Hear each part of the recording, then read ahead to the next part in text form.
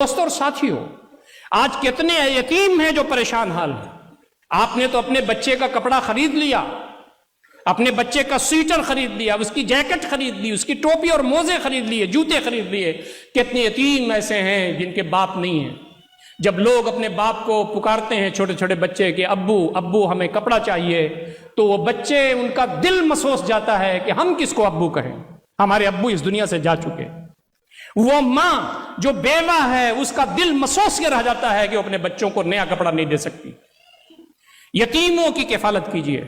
نبی اکرم صلی اللہ علیہ وسلم فرماتے ہیں انا وکافل الیتیم ہاتین فی الجنہ، میں اور یتیم کی کفالت کرنے والے جنت میں پاس پاس ہوں گے۔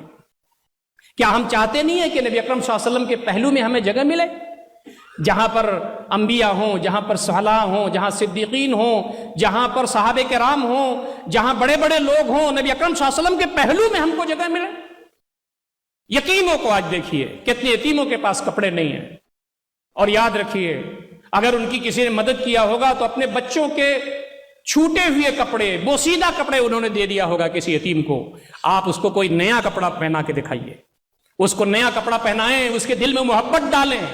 اللہ رب العزت آپ کو اس دنیا میں بھی سربلند کرے گا اور آخرت میں آپ کے لیے بہترین بدلہ ہے۔ یہ ٹھنڈک کا وہ پیغام ہے جس کو ہمیشہ ہم کو یاد رکھنا چاہیے۔